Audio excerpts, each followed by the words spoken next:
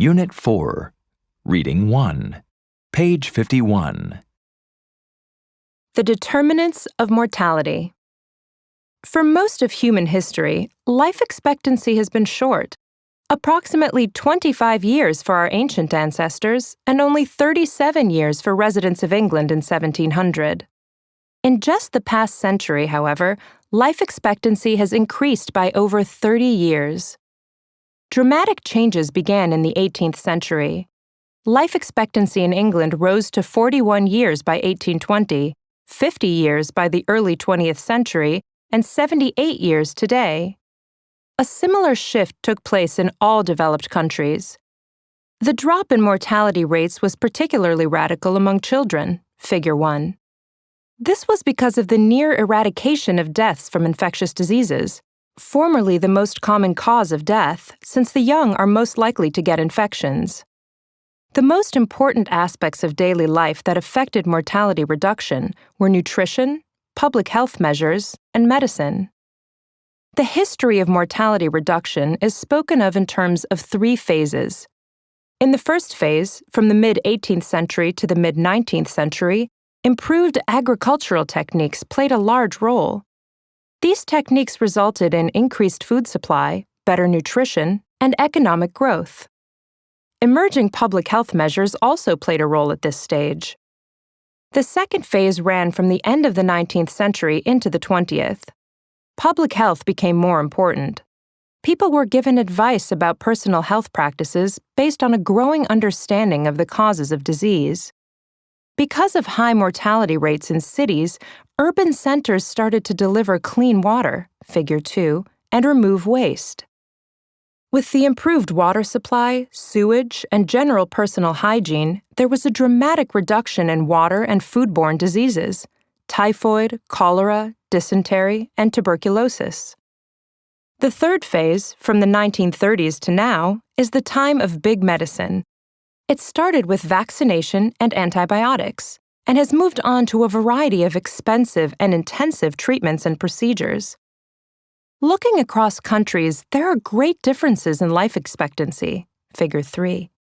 There are also sharp differences in who dies and from what. Deaths among children account for approximately 30% of deaths in poor countries, but less than 1% of deaths in rich countries.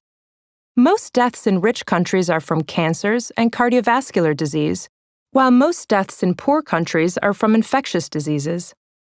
Though differences persist, many poorer countries have recently experienced large improvements in life expectancy. In India and China, life expectancy has risen by 30 years since 1950. Even in Africa, life expectancy rose by 13 years from the early 1950s until the late 1980s, when the spread of HIV/AIDS reversed the trend. What factors explain this outcome? Some of the main factors are changes in income, literacy, especially among women, and the supply of calories. Public health interventions, such as immunization campaigns, improvements in water supply, and the use of antibiotics, have also made a big difference. Although the connection between economic growth and improved health seems straightforward, the empirical evidence for this is not completely clear. This may be because urbanization often goes along with growth. Growth must be accompanied by effective public health measures in order to bring about mortality reductions. Within developed countries, there are well-documented differences in mortality rates by race, income, education, occupation, or urban-rural status. There is a definite hierarchy to healthiness. The higher the socioeconomic status of a group, generally the lower the mortality rate. Some explanations for this include definite differences in access to medical care, in access to the resources needed to buy food and shelter, in health-related behaviors such as smoking, and in levels of psychosocial stress. The link between social status and health is likely not due to any isolated factor. Education, however, seems to have a positive effect on health. This may be due to increased knowledge about health and technology. Is there a universal theory of mortality that can explain improvements over time, differences across countries, and differences across groups?